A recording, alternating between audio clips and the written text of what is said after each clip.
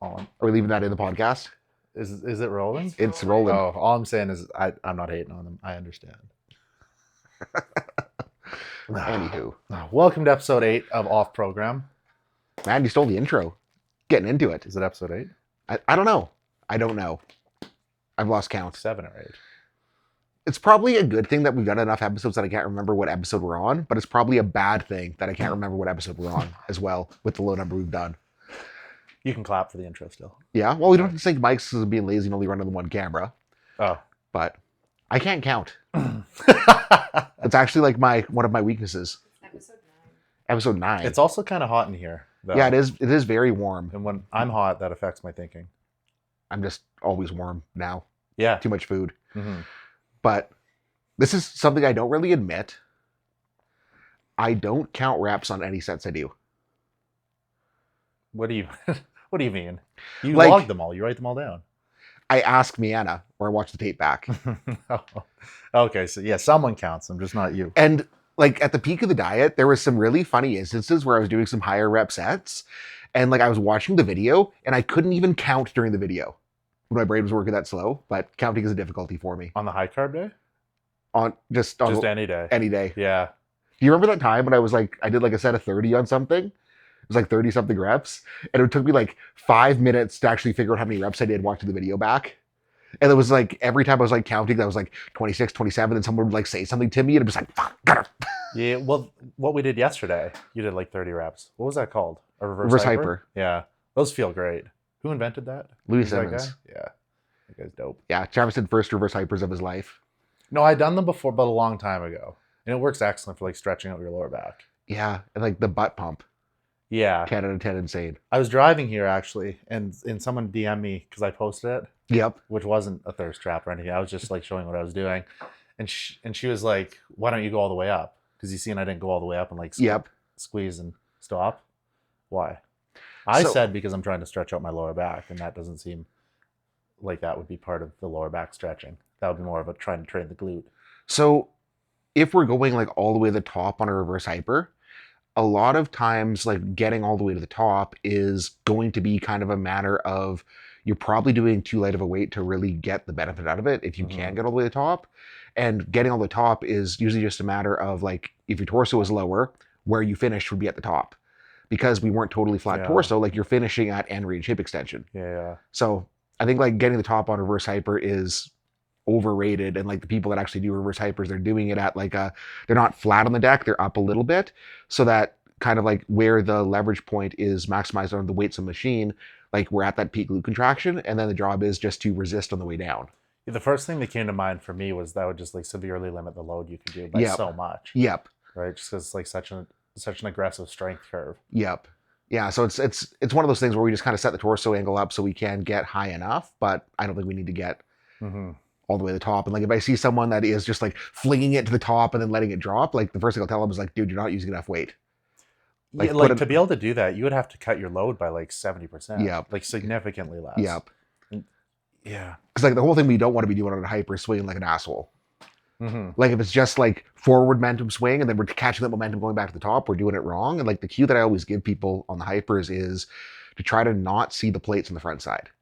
Like if you can see the plates when they're swinging through, you're doing too much momentum. Okay. And then like my sign when a set is over on hypers, because like you could kind of just keep swinging more and more and just go until infinity. Yeah. Like my sign that the set is over is when I can no longer control the eccentric, when it feels like I'm not resisting, I'm just like falling through because everything's shot. Like that tells me that I've done too many reps for that set. Mm-hmm. Yeah, no, that makes sense. No, I quite liked it though. That plus inversion table. Yeah, You're you're using feeling... an inversion table? No. Yeah, I think it adds another inch. I think Yeah? it's 6'3" now. Yeah. Oh, it's like an inch somewhere else. I was thinking maybe I should get on one, but no, that if you figure that out, then we can make a lot of money. yeah, that's the next invention I need to figure out. I But think they have something for that. But the topic of today is fake natties, because there's been an issue. because I was claiming Natty for a year, No, but yeah, that was the running joke. yeah, no, you were half natural. Yeah, I was previously enhanced, converted to Natty for a year. Mm-hmm. And I mean, in that circumstance, it's like I could have passed a drug test, but it would be so freaking wrong to do a meet because even though I felt like shit the entire time, I still had more tissue than I would have had I just been natural for 10 years. Mm-hmm. Yeah. Okay. That's yeah. You can reason that out. Yeah. So you recently went to Natty Nationals for bodybuilding. Yeah, I didn't go. I had something else on that weekend, but it was a couple of weeks ago, and fake natties have infiltrated the CPA, and it's becoming an issue. Yeah. So at nationals, yeah, a couple of weeks ago, there's this wellness girl, and her coach is notorious for putting enhanced girls in natural shows. I can't pronounce the coach's name or her name, but I'm going to clip this. And I'm going to put it right here. Both their profiles, so everyone can see it. It's a huge issue though, because it completely delegitimizes natural bodybuilding, which a lot of people want to do natural bodybuilding, which is cool. Mm-hmm. You know, like if you just want to do a one and done show, you're not trying to be Mr. Olympia, you probably should be doing a natural show anyways. And then we seen it too at the Alberta Open, like the show in Calgary, like what, 4 or 5 months ago. The dude who won it, so he was up front before he said, I have a TRT prescription, so he takes synthetic testosterone, i.e. steroids. And then after he won, they actually tested him, and his testosterone was a lot higher than what it should be with the prescription. So that leads me to my next point, which is like, what is natural? What does that even mean? What's your definition of natural? What is it? No funny business. Yeah, but that's too vague. Okay, so what I mean is like on the powerlifting side of things, like if a guy has a TRT prescription, he should not be competing untested. But what does the rules say? The rules, well, he can't. Like, what's the federation where they partnered with SBD? IPF? Yeah. Yeah, so like that's nothing. Can they take testosterone? No. Okay, so you guys are even a step stricter, which is what I personally think it should be. Because like even if a guy, like say like a master's powerlifter, needs TRT based on doctor's prescription, again, need is a relative word because again, like people survive for however many years, depending on your evolutionary beliefs, without synthetic testosterone, and they aged and felt like shit as they aged. Now, if you were in the category where you need a TRT prescription, like sure, you can take it, but the other old guys that you're competing against in the Masters Worlds or whatever, they don't have that. And I think that would be very unfair to compete with that in the context of powerlifting. And again, in the context of bodybuilding, again, even if it is prescribed, it still is an advantage. Yeah, but like in the situation you gave, all these, let's say like older guys, if one of them has a TRT prescription, and if that's being allowed, then you're essentially saying it's an open show because all the other guys could go and get TRT prescriptions. They could. It's incredibly easy to get one. But I think that opens like the door to, like, say there's a 20-year-old kid that has low T. Should he be able to compete with one? And then that kind of opens the door to, could someone game a blood test and purposely try to crash their test levels to show a low level so they get a prescription, that they have a prescription? Yeah. And just kind of opens up a can of worms that I don't think should be allowed if you are going to compete. Yeah, I agree completely. In a tested federation. Yeah, like anyone can crash their test. Well, not anyone. It's not that hard to crash your test. Yeah. Or if you just find the right doctor, you can just get a TRT prescription. Yeah. Especially if you're over like 25. It's incredibly easy. So then, yeah, so that's why I don't think people on TRT should be allowed to compete in natural shows, because then it opens the door for everyone to do that. But then it also leads into, like, what are the rules around like SARMs and peptides and things like that? Nothing. Nada. There's nothing. You're not allowed. You're not allowed? Do they actually have accurate tests for it? They do now, because every time someone pops in like the Canadian Federation, like it becomes a big social media scandal, and you're seeing guys getting popped for SARMs now. So I would assume that they're more testable than they were a few years ago. So when it first came out, there was kind of a gray area where they didn't have tests developed and people were using them. But now there seems to be people still trying to use them and getting caught for it. I don't know the actual science on whether or not it is. I just want to assume that, seeing what people are getting popped for, it appears that they can't test for it. Yeah, it certainly appears that way. And on like the CPA, the Canada Bodybuilding website, it has a list of banned substances you can't take, SARMs or peptides. But then sometimes it's not even in accordance with the law. Example A being ephedrine. You can never. It was always on the banned substance list in the CPA. You can't take ephedrine. You never could. You could sell it over the counter. We sold it at all our Supplement World stores until not that long ago, and then all of a sudden we heard, okay, this is now banned in Canada. You need to get it from a doctor. And it just, none of it really lines up. And there needs to just be some kind of standardizing, and it's a very tough question. I realize that, which is probably why nothing's like really been done yet. And I don't know exactly the answer, but I do know that there needs to be some more pressure on, especially the coaches too. Like if you're putting, the coach you know if your clients are enhanced, Hmm. right? Like you would know that, and I think there needs to be more pressure from the CPA on the coaches that if you're getting caught putting enhanced people into shows and you're a repeat offender, then there should be some kind of action, whether that's you just being banned from shows or anyone working with you, which I don't know exactly how they track. It's a big discussion, but there needs to be some more pressure to maintain the integrity of these natural shows because it's just ruining it for these people. There's like the kid who's trained natural for 10 years. He's put his life into this, and then maybe some guy with good genetics is trained for 1 year. He takes gear, smokes this kid, and then okay, even if after, so they test the winner after the show, right? Hmm. So let's say they test the winner after the show. They realize he's taking stuff, and then they pull his win and they give it to the other guy. The moment's already gone, Hmm. right? Like you're winning a $5 trophy. What you're paying for is to stand on stage to be called first place in front of all your friends, family that traveled out to see you, the whole crowd. Hmm. It it, it matters so much less if you miss that moment. And I think like what makes the powerlifting side cleaner on the tested side is how they go about testing. Mm-hmm. Because at the higher levels, it's not just like the guy that wins the meet that gets tested. It's like they're testing the good lifters that are going to win the world's teams regularly outside of meets. Yeah, right, because they're all in the testing pool. Yep. Like I've been at Bryce's gym when Bryce has to go and get tested in the middle of a training session. Yeah, yeah. Which is a pain in the ass, but again, like it makes it better because for someone at the higher level at least, it becomes so difficult to skirt the system because the tests are relatively good and they're being tested so regularly that I think the higher level, at least, it's a lot easier to say like, okay, I believe that person's actually natural, actually clean, Mm-hmm. just because of how regularly they're getting tested, at least in Canada. I can't speak for other countries because I know other countries aren't doing it to that same level, but here it's pretty damn good. So how do they do it at the lower level shows? At the lower level, it's like random drug testing at meets, but being around those tested meets enough, it's like they will pick the guy that looks jacked. Yeah. They'll pick the guy that does something ridiculous and give him a test. And Is it after he? Well, it'd have to be after. yeah, he wins, it is even, after, but because they wouldn't get the test back Yeah. for a couple of Yeah. days at least. And see in bodybuilding, there isn't such thing as higher level natural bodybuilding. yeah, That's just not a thing, because it's just the way it is. So it's all at the regional level, but that's what's. and I think too, it's like the difference as well is powerlifting at the local level is less about winning the meet. Because at the local level, like there's so many weight classes, so many age classes that pretty much you sign up for local meet, you're a rarity if you get a third place medal. Yeah. Yeah. Whereas in bodybuilding, I think again, like the winning the show kind of holds more. Well, there's a lot less classes. Yep. Yeah.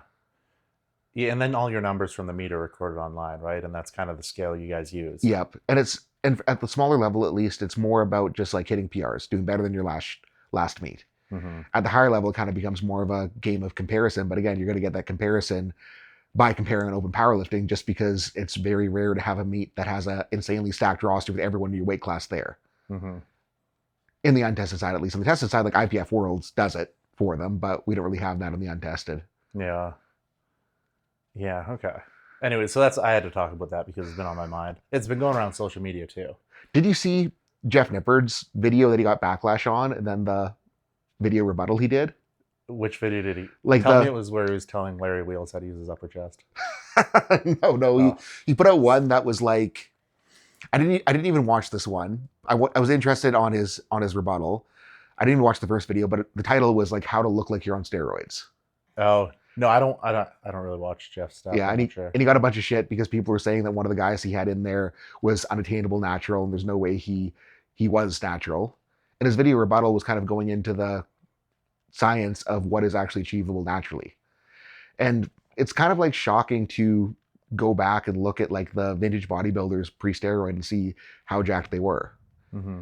And I think that a lot of people like shoot themselves in the foot by just saying like so-and-so is unachievable naturally. And they kind of use that as a cope to just not dial in and do the things they need to do. Mm-hmm. Yeah. And it's like, obviously steroids are going to have a huge impact on physique, a huge impact on how you look. Looking at numbers, I don't think they have as big of impact on strength as people think they do, but they're still going to have an impact. But to say that someone can't do something naturally. But would you agree it would still be the 10 best lifters of all time? It would still be the same list if steroids weren't a thing? Like, do you think those would still be the same 10 people? Man, if you look at the powerlifting like records on open powerlifting, you would be shocked at how many of the bigger numbers are done by tested lifters. Oh, okay. Well, that's a whole other thing then. Yeah, like some of the biggest totals on earth tested lifters, some of the biggest squats on earth tested lifters. And I think like at least on the powerlifting, when we're talking about like weight class records, I think some of that is steroids with the physique enhancement. A lot of that is from increased water retention in the muscle and the cells. So I think like a guy on versus off, the guy that's on obviously is going to have more potential to build muscle, but he's also going to be holding more fluid with the muscle he builds. So he's going to be relatively heavier. Mm-hmm. So I think that some of that is at least like the guy in the same weight class. Like if you have a guy that's, 275 pounds, I'll say 220 pounds, because again, like naturally 220 pounds versus a guy that's untested 220 pounds, they have relatively similar amount of muscle. The 220 guy that's untested will be holding more water with that muscle or in the cells, so there's going to be less relative contractile elements compared to fluid. Yes. So I think like some of that is a little bit of a mix with the weight classes versus water retention in the muscle cells versus contractile elements, and strength being more neurological anyways. Deanna's looking at me because I'm babbling. So what if you took out the weight classes though and just looked at like the strongest people? Well, Jesus. He's gonna be pissed. I don't know who that is. Oh, you don't know who he is? Giant guy that has the biggest sleeve total of all time. Yeah. Tested lifter. Really? Yep. Yeah, that's fascinating. See, I don't think it's the same in bodybuilding. Well, and the reason for that is because if you look at photos of these, the top 10 of the Olympia before they took stuff. Oh, huge difference. Like, huge difference. They turned pro without training. Yep. Right. Yeah. Yeah, no, that's an interesting take though. Yeah, because there's a lot of guys, again, you could even say this too on the bodybuilding side, but in powerlifting, like you go to an untested meet, it's not like everyone's freaks. There's a lot of average numbers. Mm-hmm. So again, I don't think it is just like you take the magical potion and you automatically put 200 pounds in your total. You still have to work for it. It may happen at an accelerated rate. You may be able to reach a higher ceiling than you would without it, but it's not going to make the biggest difference in the world. Mm-hmm. No, well, and I think the difference again that it's made is if we're disregarding weight class and just purely thinking about contractile elements, like being untested, you can hold more contractile elements. You can have more tissue. I think that's where it kind of comes in. And the untested guys that are better are the ones that look more like bodybuilders. Yeah. So this definitely makes me think that it is more advantageous for muscle growth than muscle strength. Yeah. Yeah. But I mean, at the end of the day, in both situations, it's just like the polish on the car. It doesn't make the car. It's just gives you that edge at the end. And I always get yelled at when I say this, everything I've just said out loud, because there's someone that wants to say that no, blah blah blah, it's so much easier. But even looking at like me when I was my first untested meet versus my last tested, I didn't get that much better. Well, that's pretty good evidence then. Yeah, and it's one of those things too where it's like I did get better, but again, it wasn't that I magically shot up and it was just an insane boost. And I had one guy yelling at me in the comments like, "You can't say that because you couldn't do this when you were not." Like, motherfucker, I squatted 705 at 19 years old without anything. Yeah. Like it's not like so. Yeah. Well, you need that proof to be able to say that, right? Yep. Yeah. No, with me, if you looked at me naturally when I was competing, like you could tell I was gonna have big arms and big shoulders. Mm-hmm. They were already, pretty huge when I was competing naturally, and then it all just kind of came together at the same time. So it's tougher to tell for me. Like I did a couple shows on my own, been training for like 7-8 years naturally, and then that was just like research that I could find online. I lived in Rosetown. No one else even went to the gym really. And then I moved to Saskatoon, and kind of everything came together. I hired a coach, and I started like training differently, eating properly. He was actually like monitoring things, and then PEDs were added at the same time, so it was all kind of like an amalgamation of thing. Yeah, so that's why I can't exactly pinpoint how much it did, because like everything else kind of clicked at the same time, which was a big step up than what I was doing. Yeah, I got way leaner for sure. Yeah, helped with leanness. Yeah, and I think like on the bodybuilding side, you probably could not be this big. No. And like the fat-free mass index is a kind of like they there was a study done on just gym goers, natural versus unnatural, years ago, where they kind of determined that a 25 fat pre-mass index was the upper ceiling of what should be achievable naturally. And like I just kind of punched my numbers in, just kind of seeing where I am now, and like I come back as a 32. Mm-hmm. And it's, again, like it is a big boost in tissue, but what was the point I'm trying to make right now? I'm too sweaty. I'm also quite sweaty. It's hot in here. Yeah, this is brutal. too. Beata should not have had the dryer on. She was just doing laundry before we started the podcast. A lot of laundry to do. What numbers do you put into a fat-free mass index? Like, what is? Sorry, I don't know what that means exactly. So it's basically your height versus your lean mass. Okay. So is that like different than a BMI? Yes, yeah, Okay. because it's not taking total mass into account; it's just taking your lean mass into account. Mm-hmm. But what I was trying to go at there is, like, looking at my physique now versus my physique 2 years ago, versus my physique like even the last time I was lean. I have so much more tissue now, and that's not because of a drug thing. That's because this is the first time in my life I've nailed my diet for this long. Mm-hmm. Yeah, And I think, like, regardless of natural versus enhanced, like, everyone always wants to say that, oh, like steroids, you can eat whatever you want and still be jacked. And it's like, not entirely, because I did that for a long time and it didn't look that good. Yeah, or be lean too. That's the one I hear a lot. Yeah, but it's like, if it took the work out, like, why would the highest level bodybuilders with the best genetics still be dieting harder than everyone? Mm-hmm. Yeah, the best guys, they just have the formula for everything. Yep. You know, like everything's dialed in, and they have the genetics for it, and they, take the supplements. And yeah, I don't want to make this sound like PEDs do nothing. They absolutely do help. That's why people do them. But it's just not. It's not everything. Yeah. And that's not like, shouldn't be the focus, because it's super basic. That side of things. What is interesting and can be intricate is like the training and the diet and the nutrition, or the sleep and the hydration, all that jazz, and how that affects your look or how that affects your performance. Even though we argued last time on how much food affects performance, but that's okay. Yeah. We don't have to agree on everything. Again, like I think it does, but I don't think for pure strength that it's going to be the going from good enough to perfect. Yeah, and you have more experience in tracking people's strength, so Yep. I certainly understand why you would have your beliefs. Yeah. Yeah. Why is it so warm? Yeah, you actually This have is- like a heater on. Yeah, like the lights are freaking scorching us. In the winters when we used to train down here, we'd actually like run the dryer to make it warm enough. Oh, to make it hotter? And now that in the summer it's just like brutal when we added his laundry. I get mad at her every time she does laundry. Do you want to get the fan? It's like I think the fan might screw the audio. You think it would? like Ty Green when he was prepping for like the 2015 Olympia. Did you ever see those videos when he lived in that like small like Yep. New York apartment and he had a stepper in it? Yeah, just And I think it took up like 10% of the space in the entire. and just in sweaters and just sweating everywhere. And And he turned his oven on. Well, he did it. do you Just to make think it that hotter. helped? I think it helped him sweat more. But does that help him get leaner? Sweating more? No.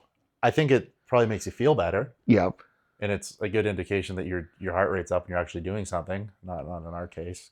We're just, we I eat wish a I had my lot. watch on so I could see what the heart rate was at. It was funny that I was talking to Jay Cutler about that, and how it was just somewhat fabricated, because at that time, like, Kai had multiple contracts. Like, he was in big with Muscle Meds. Like, he was making a lot of money. He had apparently had a place or a condo somewhere else, and they just went there for the filming. Yeah. That's where he used to live, though. Yep. Before that, and Generation Iron, you know how they are. Yeah. But speaking of cardio, Mm-hmm. holy freaking shit. How much of a difference it makes to how I feel. You feel way better. So much better. And this was kind of a mistake on my own part. But when I reversed the diet, like Justin told my cardio right down, it was like 20 minutes of list 3 times a week. Mm-hmm. And because of the increased food, like during that 20 minutes of list, like my calves were pumping to shit, my back was pumping to shit. So I was kind of half-assing it. And like training performance cratered How do you so... half-ass list? Like a walk? Yeah. How do you half-ass a walk? Like just going slow on that Like thing. a slower walk? Yeah, slow walk, leaning on it, supporting my body weight. Because you don't set the speed on that? So it's magnetic resistance. So you set the resistance. Ah. So with it being on an incline, if it's zero resistance, Mhm. it's going pretty fast. So I'd like put it on a 2, so it would like slow me down, and I can just kind of Yeah. chill and get the heart rate to like 115 and just. Yeah. Yeah, 115 is a good spot. And with But- my cardio, it's just about movement. Let's go move. But like in terms of like powerlifting performance, like to train the way that I train, I need to be in shape cardiovascularly. And it was just such a like kick in the balls how bad I felt. And then such like a holy shit, this is wonderful. The first session I did back to higher intensity. Mm-hmm. So you're doing higher intensity now? Yeah, I'm back on. I told Justin, it's like I need 5 times a week hit. Like Yeah. I need it or else I can't train. Like when you feel fit, it kind of translates to everything. Yep. You just feel way better all the time. I don't do hit ever. I think that's I like the idea. that is I think one of the levers that most powerlifters should pull. Mm-hmm. Because most powerlifters, if they were to train the way that we train, they couldn't do it right now.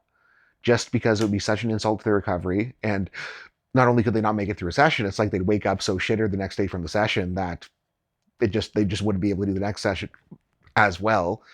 And if we can just get that guy to raise his fitness up a little bit, so the training session becomes less insulting to his recovery in the moment, Mm-hmm. he can recover better post. Like it's just going to be so much better. Do you find it affects the recovery on your legs at all? So initially, yes. Like like when I tore my pec, I basically did like 2 weeks of zero cardio, and then getting back into it, it was like death. Like I was so like blown out from it. But then it only like lasts a week of being blown out from it, then it's just normal again. Yeah, you just get more fit. You just got to get through that first week of it's kind of sucking and having a negative impact if you've done nothing. And then it will just be positive from there on out. And to kind of avoid that negative impact, what I always tell guys that are out of shape is like, again, just start with some lifts. Because for most powerlifters that aren't gaining 30 pounds in 4 weeks, they don't need to have a massive amount of cardio to let their body do what they need to do. They just need a little bit. Mm-hmm. Just start with like something you can recover from, can handle, and then gradually try to build up. Even for people who are doing like zero cardio, like a good stepping stone to that's just having a step count. I don't know if you've ever tracked your steps, but sometimes like I'll look at mine just on my phone because I always have my phone on me, and if I don't do cardio, it's like embarrassingly low. Yep. Right, like it's like 2,500 steps a Yep. day. Well, like you're the same as me, I'm assuming, where you're doing enough like actual work at your desk through the day that like, just like walking is so hard to get in. Yeah, if I do cardio, I wake up early and go do it. Yep. Yeah, before the day starts. Because like once I'm rolling on work, I don't want to leave my dungeon. Oh yeah, no, I'm the same way. Like when I get locked in, I don't want to break up my work period because then your mind gets out of it. Yeah. No, it's either first thing in the morning or late at night. Yep. Yeah, I generally do mine outside too, just like movement. Yep. Yeah, just get steps in. Yeah. And Miana will make me walk the dogs There you go. sometimes, but there's a lot of times where like she'll ask if I want to walk the dogs with her. I'm like, I'm rolling. Nope. Yeah, Gotta keep rolling. yeah, late at night for you, which is like 5. No, Yeah. like she'll usually walk the dogs like around 1 or 2. Yeah. Oh that's yeah, right. Yeah. And then I'm locked in. yeah. No, I would be a similar way. You don't wear any like watch or anything, do you? I have an You Apple do? Watch. It's charging. So do you know what your steps are? You've probably looked at some point. It's usually like 5,000 to 6,000 at the end of the day. That's with cardio or without cardio? I don't think it counts as stepping because I'm holding onto that thing for balance. Oh yeah. If you walk on it, you'll see. But like if you're not holding onto it, you'll just fly off the back. Yeah. So it's a little bit sketchy. So it doesn't seem to really register. But I think most of my steps actually come from the realm. Yeah. You walk around it a lot, Yeah. carrying the tripod. Yep. Because that stupid building is so big. Yeah.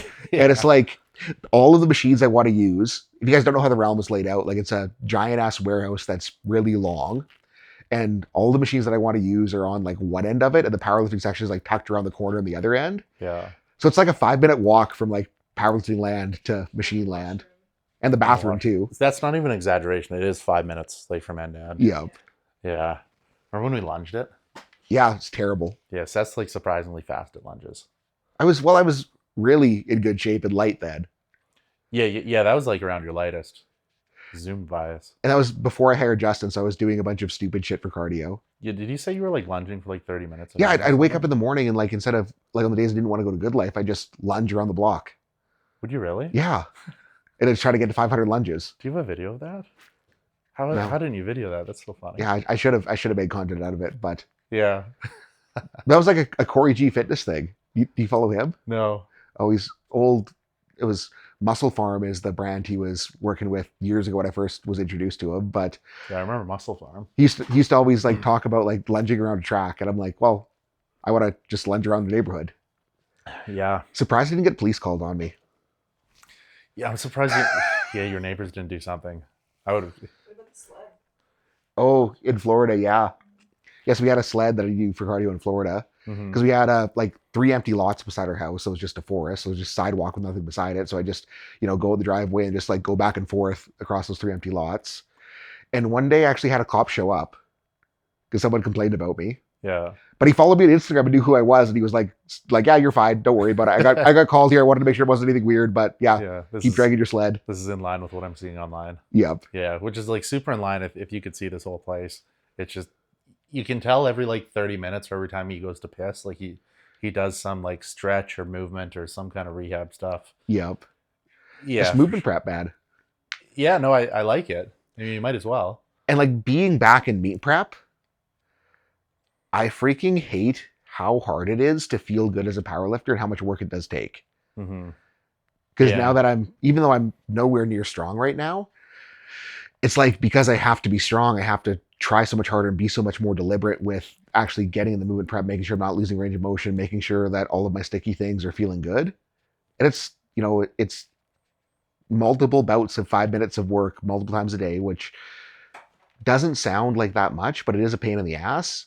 But if you can make yourself do it, again, like the benefits you get from it are so huge. Mm-hmm. So do you generally feel worse then when you're prepping for a powerlifting meet? Yeah. Because a lot of bodybuilders, like, they'll feel better until you get to a certain point where you're like too lean, or you're like lean enough where your body fat's so low you just like don't have energy. But then you get to because you're like eating a ton in the off season, you're kind of like Just lethargic and squishy. yeah, because you're eating so many carbs or so much food all the time, and you spend all your day eating. And then like when prep starts, like life gets easier to a certain point Until it gets hard again. Yeah, For different reasons. yeah, exactly. Yeah, because you get to the other end of the spectrum. And I think like right now it's like I'm ramping loading and pushing food like a off-season bodybuilder. Mm-hmm. So I'm getting like the squishy, lethargic, everything's stiff and not moving because I'm eating so damn much and gaining weight so rapidly. And then I'm ramping load, which is kind of doing the same thing. It's just like a double whammy of like, I don't feel the greatest. Yeah. But again, like getting back on the cardio, huge difference. Making myself be more diligent with movement prep, huge difference. Because Are you hungry on the low days? oh, yeah, starving. It comes that quick, eh? Yeah, Because you're full on the high days, right? Or no? I'm still starving. On the high days? Yep. Oh yeah, you're fucked then. Yeah. Yeah. There's. I was Yep. gonna say if you're full on the high day, then usually on the low day it's like good because the fullness is like coming away. And Yeah. then by the end of the day, you're like, oh, this feels great. Yeah. But no, if you're still hungry on high days, And I'm almost at the point, like my levers are changing so fast right now with the weight going back on that I want to be like, hey, Justin, we should maybe chill just so I can kind of establish a normal. mm-hmm. Because talking to you yesterday about my squats, like they felt wrong for so long when I was cutting. And I kind of got it finally figured out towards the end. Like the first week of food back in, I was like, holy shit, this is amazing. And then it's like the waist started getting a little bigger, legs started growing, and it's like just the torso angle I need to squat, the positioning, the stance, everything is so different now with that little bit of weight gain that it's like it just feels wrong again for opposite reasons. It's freaking frustrating. And it feels different, like having the size and the volume Yep. like in your limbs versus your Yep. stomach, right? Yep. And that affects how you squat. Yep. Because I've never had this body composition before at this body weight, and like shit's weird. Yeah. Yeah, for sure it would be. But I don't know. It's like almost tempting to quit. Almost. What part? You quit what part? This meat. Oh, no way. Yeah, I know. No, you I know. can just adjust. I know. No way. Like, what's the hardest part? The hardest part right now is like being okay squatting 455 yesterday Because it's lower. because it's so light. Why is it so light? Because it feels like shit. Because you don't have a stomach? Well, just everything feels wrong positionally, and like again, like that was the heaviest I could go where I was confident I could make it productive. Mm-hmm. Yeah, but Which- you're in an ultimately better spot though. You just need to adjust your Yeah, technique. I just need to adjust it and figure it out. Yeah. But like in the short term, it's like so last week total dumpster fire clusterfuck, worst squat day of my life. Mm-hmm. This week, still a dumpster fire, but better than last week, which does give me hope. But it's not better enough that it feels like it's worth it.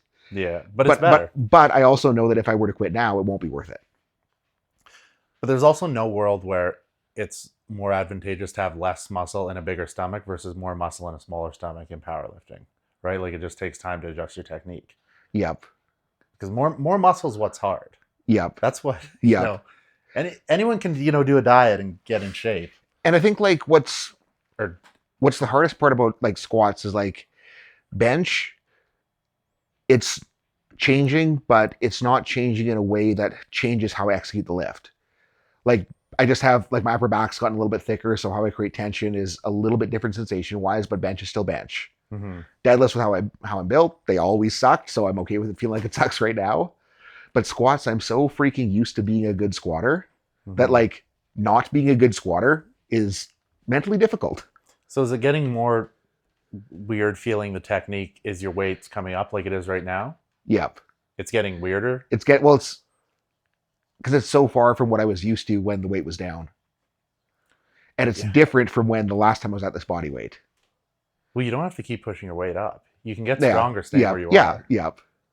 But then it's like if I'm still maintaining a decent body composition, it's like that's the mind fuck is like, can I afford to have it feel weird for a couple more weeks if I'm able to put on, an extra half pound of leg? Mm-hmm. But just because your weight isn't going up doesn't mean that I'm not growing. And it doesn't mean you're not growing at the most efficient rate. Yep. Like it can be a very slow weight gain. Yeah. Right? Like realistically, like you're not going to put on, more than X amount of muscle per week. Yep. And so even if your weight's going up 1 pound per week. So you're saying I should slow it down? Based on what you're saying, I would consider it. Yeah. Yeah, I mean, you better than anyone in terms of how you feel. But like, but if I was coaching you and you were telling me this information, that's what I would be thinking. Yeah. Because I don't know, it's one of those things where I've never done this before. Mm-hmm. And the whole time I was kind of like telling myself, because again, like previous times when I've dieted worse, put food back in, it felt good. Not immediately, but it felt better than this. And like I'm dumbfounded by how not good it feels with how much food was being pushed. Because the whole cut, I was like thinking like the energy of the food was the problem. Mm-hmm. But that's clearly not the problem. But you're also eating like a ton of food on the high days. Like when you told me your high day, I was like, that's a high day. Yeah. And I know high days. Yeah. Like, so another thing I was kind of considering too is like, do I just shift my high days to my bench days? Yeah, potentially, because that's the one you say it's effective. So I'm the least kind of bloated, sluggish, or less bloated, sluggish feeling on the squat day. But like I was always my strongest at like 6 weeks out of a bodybuilding show, because food was low, but it was still not high absent. enough but not absent, and I was in shape. That's where all my PRs are, like 6 weeks out from a show. Yeah. But I don't know. Well, you might just be pushing up too hard, man. Yeah. Because you are pushing up hard. Yep. So like there's no doubt about that. And I think like what'll be the determining factor on whether or not I say that we slow it down is like, okay, can I make next week's squat better again? Mm-hmm. And if I can, and it's enough, it feels enough like me that I'm good, then I think I'll be okay to keep pushing. But if it feels like balls again, like what feels different about the technique? Like the biggest thing is figuring out the torso angle. Like how much hinge I need. Because when I was smaller and I had less shit binding up in the bottom, I needed more hinge to be able to get some binding, get some support. And right now it's like being able to figure out how upright I need to be. Because again, too upright, I'm gonna get no hips in it. And that was kind of like what was going on a little bit this week. Not hinged enough is just, it's a bad squat for me. But then it's like if I hinge into it, it's like I have to crumple to carry the hinge when things do bind. So it's just figuring out that happy medium sweet spot. Yeah. I'm not going to try and give you advice on how to squat. Yeah. But I think we did figure it out well enough. And I think I have a better programming strategy in mind that I'll employ here to help me with that figuring it out. So we'll see if we can figure it out. Yeah. All I can say is don't get in the mindset that because you're not going up, a large amount of body weight every week, that you're not building as much muscle as you can. Because muscle growth is a slow process, and you can only do a bit a week. Yep. Yeah. So we'll see where it goes, but yeah, it was a little bit disheartening yesterday. Yeah. Are any of the lifts going up? Well, bench showed really well. There we go. Deadlift showed decently enough.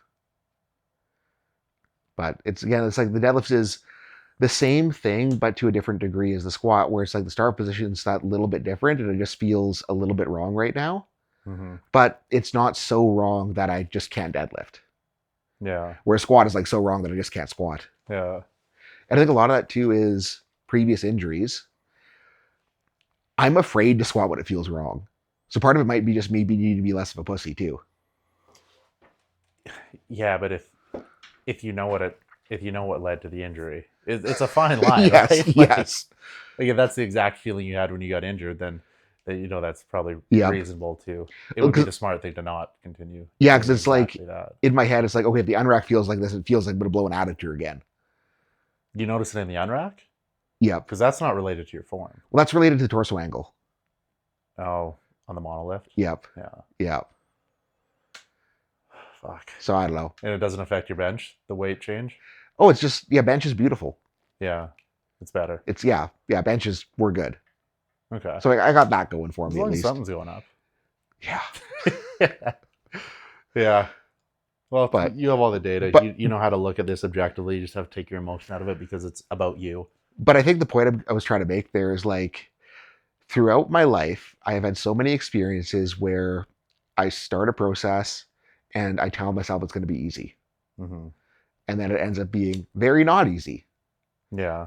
And the only way through it for me, because again, it's like I'm tempted to quit right now. I'm tempted to pull the plug on the meet just because it does feel so bad and so far away. And like it's getting closer and closer and closer. I'm like, I don't know if I can pull this off. Mm-hmm. But the only answer is to get pissed off at myself that it feels bad and do better work. Yeah. Well, I think you just have a lot of pressure on yourself right now, probably because you have a big following and you post everything. Yep. But I mean, Oh, if I didn't have to vlog these sessions, it would be so much easier because like right now it's like not only it sucks to do, but then it's like someone's gonna see me squatting 455. yeah, but so what? Yeah, At least yeah, you did. You're gonna die at some point. You might as well Yep. do things. yep, Like, right? yep. Like, I mean, that's the reality. Like, I think you'd probably be a lot more pissed in a year if you don't do the meet, and then you're like, Oh, well, and 100%, then you never know. 100%. What if something happens after that prevents you from powerlifting? Yep. To be clear, I'm definitely not pulling out of the meet. He's doing the meet. Definitely not pulling out of the meet. Absolutely not. Under no circumstances will I not get there. KOTP. But it's like the thought process of like, fuck, I just want to quit is Yeah. real. But I know that I'm not going to execute on that thought because I know everything I want is on the other side of not quitting. Yeah, and that's not an uncommon feeling, right? When you're deep in prep. Yeah. Right? Like that's actually incredibly common. Yep. Yeah. No, just fucking stay the course, man. Keep following the plan. Do what And- you need to do to get better, and you'll get there, and you're gonna do it. And what happens, happens. At least you know what happens then. The And what worst thing would be not knowing what would happen. And what I know too is I don't think I've ever had a prep start feeling this bad on squats. Mm-hmm. Like even the prep that I did after I tore my adductors and I got into a meet 20 weeks after that adductor prep, it's like squats felt better because I wasn't dealing with massive body weight changes and whatever clusterfuck. I just had to rehab an adductor, which was hard at the time, but not this kind of hard. I think the problem is this is a new hard that I've never dealt with. But every time I struggle through something like this, the meet always ends up being a really good meet because I had to figure it out. And every time I struggle through something new, I'm better able to help someone. Mm-hmm. And not that there are many powerlifters going to be doing what I'm doing right now, but someone is. Someone's going to try it. But maybe it's a good meet because you finished it. Yeah, exactly. And it becomes more rewarding because I didn't quit. So, yeah. But All the right. temptation. Yeah. No one hate on Seth this week. He doesn't need the negativity this week. Yeah. Oh. Yep. Only Yeah. thumbs up this. Yep. But yeah, it's like it's difficult because like my brand is being strong. Mm-hmm. And then when I can't be strong, it's like, well, what the fuck am I doing this for? Yeah, a large part of the issue is just the stress that you put on yourself, and you didn't like just put on yourself for no reason. Like you have a reason Yep. to feel the stress. Yep. But I mean, what did C-Bomb say? Pressure's a privilege, Yep, right? You so- only feel this because of everything you have going on with, Yep. the coaching, which is surrounded by your strength. Yeah. So we'll figure it out. How many weeks? 17. Oh, bro, that's so much time. Yeah, it is so much time, but it's also not that much time. it's relative. Like, I mean, most bodybuilding preps don't start till 16 weeks out, and that's like a long one. yeah. Yeah, but I do know that if I can get my shit together, it will roll. So I just gotta keep getting my shit together. Yeah. Figure out the weight thing. I think Yeah. that's concerning me. Yeah. Now, I think that might be part of the issue. Yep. Because it's just changing so fast. Mm-hmm. Because if it did slow down and it wasn't a massive change every week, I could at least have a better chance to figure it out faster. Yeah, it's moving very fast. And you're through the hardest part. You lost how many pounds? So from Like on a cut? from the heaviest, again, like this doesn't really count because it was a year and a half process, but like my heaviest weigh in post pec tear was 336. Mm-hmm. My lightest on the cut was 227. Yeah, so you lost over 100 pounds. Yep. That's the hardest part. Yeah. And at least you get to eat with what you're doing. Yep. And you can just train, which is the fun part. Yep. Well, it'll be fun when I'm not squatting 455. Yeah. But like yesterday did get, it was kind of the funny thing because like I was so pissed about the weight of the bar. And like I was expecting like with the loading parameters I gave myself, I'd at least be in the mid fives. Mm-hmm. And like to have the 455 set that I thought was going to be a casual warm up, like the first one feel terrible. I was pissed. But then it's like, okay, can I figure it out and make the second one better? And that got a little bit of fun. Mm-hmm. Can I figure it out better and make the third one better? And I told Mianna, like after the 4, it felt so good. Like I'm just going to keep going and ended up doing 10. 10 sets? 10 reps. Oh, yeah. Which, again, isn't good, but like it was at least better. And at least you have the videos of it all. Right? Yep. You can watch it and you can figure out Yep. how it looked. Yep. And you have the eye that you can look at it and figure out how they should. But like look better. I watched the first set back after it, and I'm just like, I don't even know what the fuck to do because it's so wrong.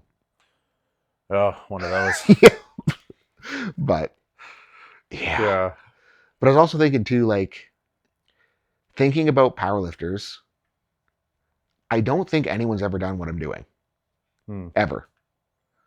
Yeah, I'm not sure. I haven't followed it. Like I don't think there's Yeah, ever been yeah. anyone that's, because there has been lifters that have been, you know, guys that had to cut to make 308 that got lean.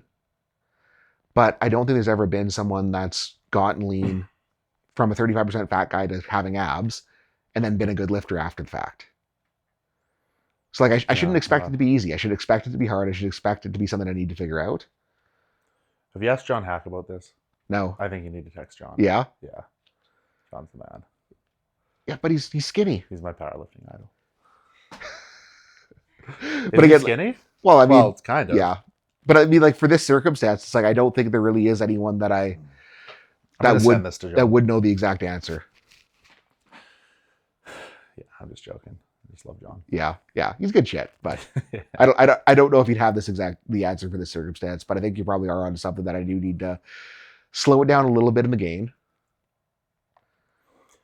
Yeah. Just give myself I mean, a chance to let the especially- levers catch up. Is the back pump affecting you? Not after the cardio. Okay. 0 back pump. That's Yes. good. You figured that part out. And I think the other thing that I figured out yesterday too is I had no back pump until I did my cable hip flexor raises. Cable hip flexor raises. Yep. Like a side cable kickback? No, so basically I set straps up on the cable. I set a bench out. I plant my ass on the bench, scoot up the bench so my legs are extended, and then I pull my knees to my chest. Oh, okay. My back blew up on those. And what I was thinking with the squats is I was kind of fighting with a bit of like eccentric chatter through the whole cut. And when I got to the realm, there was no good place to do loaded sit-ups, so I was slacking on my loaded sit-ups. How do you load your sit-ups? Like just GHR sit-up, or like I love doing it on a bench with feet anchored on the spotting platform. But I brought those back in, got those back up. But you hold like a plate or something? I go like pullover loading, so I load it like a pullover, so like in a pullover position in the bottom, and And you keep your arms up? yep. Oh, okay. So they're freaking gross, but like I got those up to the standard that I need them to be. And the chatter, it's not, because it was happening at the top of the squat off the unrack, which is sketchy feeling. Mm-hmm. The chatter is no longer at the top. It's kind of like a third of the way down. And I think it's like, I've solved the ab issue, but I also haven't been doing any real hip flexor work since getting the realm, just because it's inconvenient to set up on the cable tower with how busy the gym is. Yeah. And I just need to suck that up and just start doing cable hip flexor work again. I used to do those on just leg extensions. Oh yeah, like so like you get a leg extension machine, like hook your knees under. Well, it's essentially like if you were sitting in a leg extension machine and then you just like stand up and then Oh, and then you just go like that. Oh, okay, right. that could be. Yeah, I remember Kai Green always used to do those like 10 years ago. So I Huh. started. Yeah, that could be something I could give a run on. It doesn't take much setup, except you can only do one leg at a time. Yeah, I'll see the feel, because I like doing it lying down, because then I can kind of like brace against the bench and lock my pelvis down, so I'm just pulling with hip flexor. Mm-hmm. But I think the fact that like I got like such a it was like a hip flexor pump, not a back pump. But like hip flexors, they originate against your low back. So, but like the fact that it blew up that bad and was that hard, it's like, yeah, this is what I need to be doing right now. Yeah. So I want to see a video of this. yeah. Yeah. I mean, I can show you after this, but Okay. it's a good one to run. But again, it's just like doing the little shit that I haven't been doing. And like there's a lot of other stuff too where I've just been doing machine variations because machines feel good because I have access to so many now. Mhm. Where it's like I just need to do a real fucking split squat instead of doing a stupid split squat machine stabilized. That's one of the issues, especially at the Realm, is like having that much equipment readily available, and then you Yep. start moving away from. Doing stuff that I know worked. I just need to get back to doing better stuff that I know worked. Yeah. Yeah, like it. Yeah. Because like a lot of it is good, but getting carryover back to a barbell, I don't think a lot of it's the best option. Yeah, in terms of carryover back. Well, I mean, like this best way to get stronger with a barbell is to use a barbell, Yep. right? It's like yesterday I did a front squat instead of a hack squat. Yeah, good. Being a man. Yep, which sucked freaking balls, which again makes me glad that I did it because if my front squat is that bad, that's probably part of the problem on my back squat.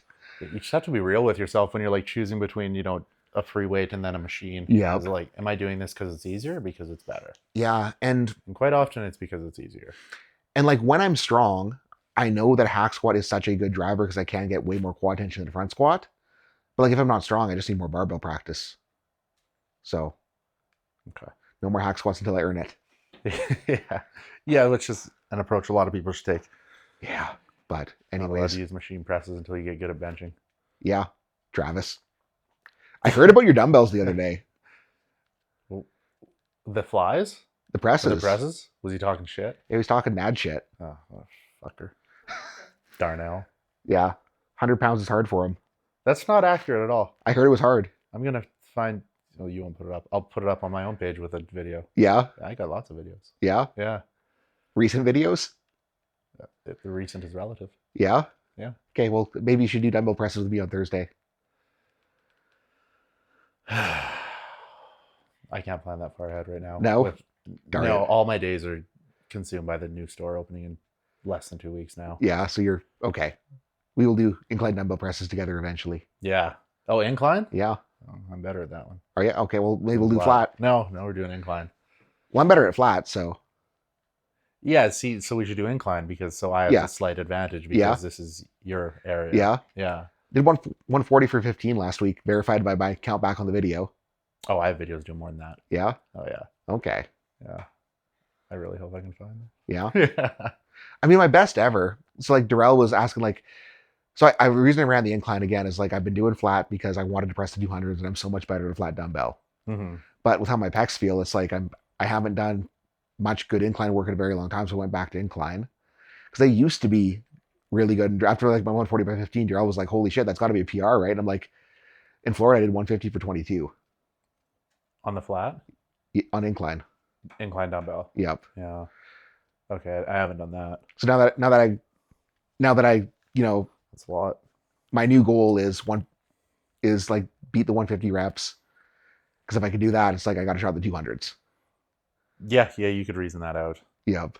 No, my best would be the 150-pound dumbbells were the heaviest at my old gym. I think I could press them for like maybe 9. Yep. Yeah. Fuck. It's okay. Yeah. It's okay. We can do bicep curls. Yeah. I'll lose at that. They're getting better though. Are they? My arms are actually growing because I'm actually training them Yeah. and putting effort in. Weird. Yeah. Who would have thought? Yeah. But anyways, I am very sweaty. Yeah. High days. I'm hungry. Use my stuff. Well, how long has it been running? It's been running long enough. Not 55 minutes. Yeah, we're good. You guys are good. Too warm. Need Quite air. hot. Okay. Unless there's something you want us to talk about. You guys could compare high days from when you were the fattest. Oh, I don't. Because you guys have both been pretty girthy.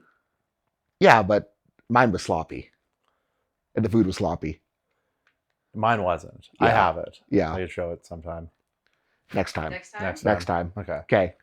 Yeah, I'll put Bye. it in chat GPT so I know the macros too, because that would be interesting. Yeah. I should chat GPT mine. Your macro? Yep. Yeah, please do. You have to be precise though when you type it in. Yeah. Yeah.